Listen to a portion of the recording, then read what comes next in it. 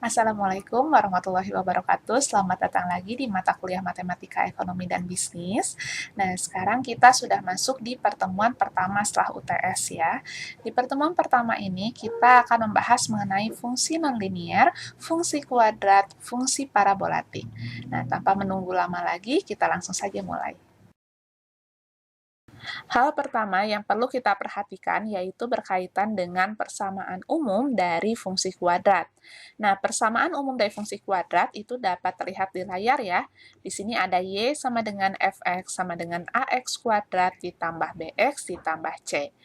A, B, dan C ini adalah konstanta, di mana nilai A itu tidak boleh kurang dari 0 atau tidak boleh sama dengan 0. Nah, sedangkan X dan Y ini adalah variabelnya. Perbedaannya adalah kalau Y ini adalah variabel terikat, sedangkan X adalah variabel bebas. Nah, setelah kita mengetahui persamaan umum dari fungsi kuadrat, selanjutnya nanti kita akan menggambarkan bagaimana fungsi kuadrat tersebut. Apakah nanti fungsinya itu akan terbuka ke atas, terbuka ke bawah, bersinggungan, ataukah saling berpotongan. Dalam mengetahui gambar dari fungsi kuadrat, nah ini bisa kita identifikasi dari nilai A dan juga nilai diskriminannya ya. Nah, nilai diskriminan atau yang disimbolkan dengan D itu bisa dihitung dengan menggunakan rumus ini ya, yaitu B kuadrat min 4AC. Nah, selanjutnya di sini ada 3 gambar fungsi ya, yaitu gambar A, gambar C, dan juga gambar E. Nah, ketiga gambar ini merupakan gambar parabola simetris yang terbuka ke bawah. Nah, dengan ketentuan yang A itu ketika nilai A-nya itu kurang dari 0 dan diskriminan yang lebih besar daripada 0, ya, akan terbuka ke bawah ya, parabola simetrisnya.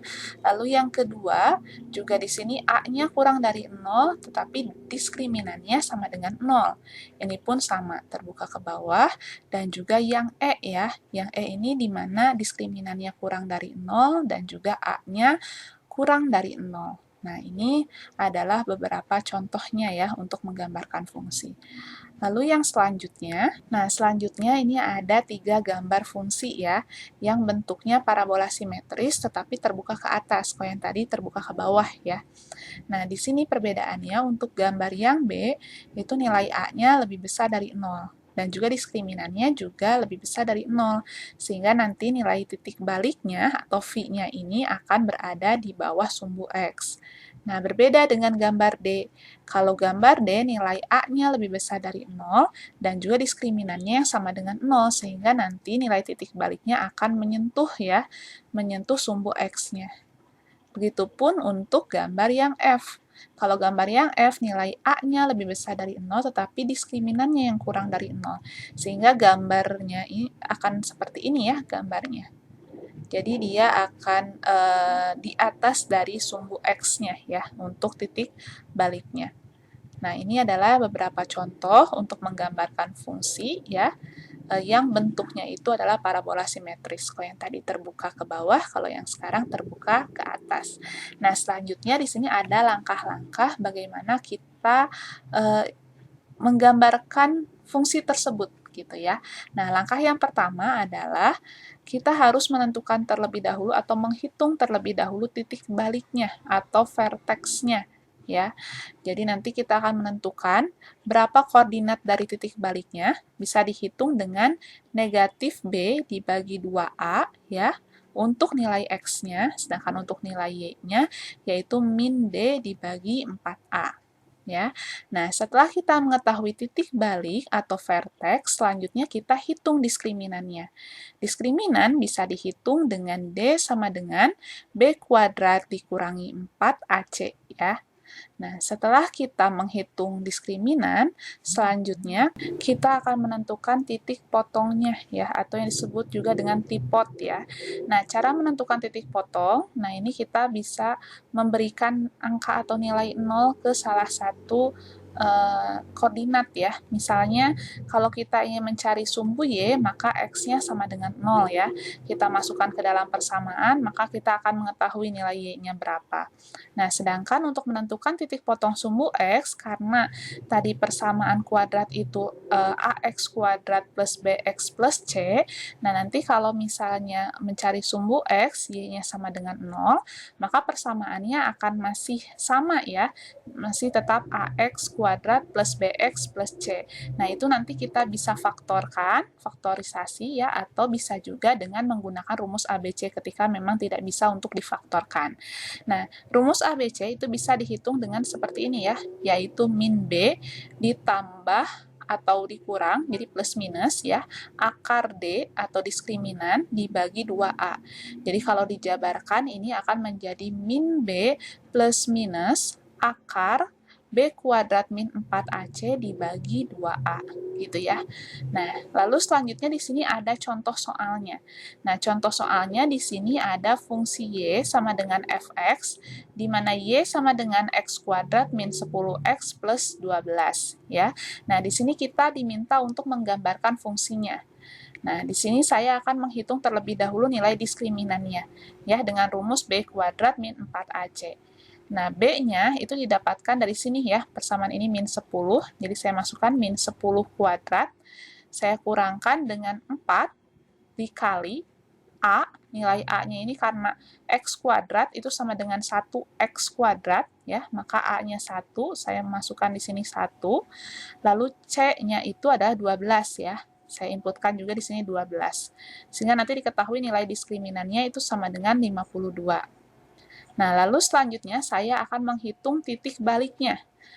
Titik baliknya yaitu menggunakan rumus min B per 2A, titik koma min D per 4A ya, untuk mengetahui koordinat X dan Y-nya. Nah, untuk mengetahui koordinat X, di sini kan min B per 2A ya. Kita lihat dulu nilai B-nya. Nilai B-nya di sini min 10, karena di sini dimintanya min B, berarti min dikali min 10 ya. Jadi saya langsung inputkan saja 10, karena menjadi positif ya. Dibagi 2 dikali A. A-nya adalah 1X kuadrat atau X kuadrat. Jadi saya inputkan 1. Nah, sedangkan untuk sumbu Y-nya, yaitu min D per 4A. D-nya itu adalah 52, karena di sini min D berarti menjadi min 52 dibagi 4 dikali A. A-nya adalah 1. Sehingga nanti diketahui koordinat dari titik baliknya yaitu 5, min 13. Nah, langkah selanjutnya adalah menentukan titik potongnya. Nah, di sini titik potong yang ingin saya cari adalah titik potong Y. Maka X-nya harus sama dengan 0 ya. Ketika kita inputkan ke dalam persamaan, di sini menjadi Y sama dengan 0 kuadrat, dikurangi 10 dikali 0 ditambah 12 ya. Jadi, Y sama dengan 0 dikurangi 0 ditambah 12 ya. Sehingga nanti diketahui hasil Y-nya sama dengan 12. Sehingga nanti koordinatnya adalah 0,12. Nah, selanjutnya kita akan mencari titik potong untuk sumbu X-nya. Nah, berarti Y-nya yang harus 0 ya. Nah, dari persamaan ini, Y sama dengan X kuadrat min 10X plus 12. Nah, kita masukkan Y-nya 0. Menjadi 0 sama dengan X kuadrat min 10X plus 12. Nah, ini sebenarnya bisa dengan menggunakan faktorisasi ya, atau difaktorkan. Berarti berapa bisa dikali 12, tetapi bisa ditambah menjadi min 10. Nah, namun dikarenakan ini tidak bisa difaktorkan persamaannya, maka kita menggunakan rumus ABC ya. Rumus ABC-nya yaitu min B plus minus akar D dibagi 2A ya. Min B berarti 10 ya. Karena plus minus berarti nanti akan ada X1 dan juga X2 ya. Nah, X1-nya ini untuk yang positifnya, sedangkan X2-nya untuk yang negatifnya. Ya. Lalu kita akar diskriminan ya. Akar diskriminannya di sini 52 ya. Akar diskriminannya 52, kita masukkan 52 dibagi 2 dikali A, A-nya 1 ya. Sehingga nanti diketahui nilai X1-nya itu sama dengan 8,6, sedangkan nilai X2-nya yaitu 1,4. Nah, setelah itu kita tinggal gambarkan ke dalam suatu suatu grafik ya. Nah, di sini kita lihat Di sini nilai diskriminannya sudah 52, titik baliknya 5, minus 13 ya. Titik baliknya 5, di sini 5 ya, X-nya 5, lalu Y-nya min 13. Sehingga titik baliknya di sini.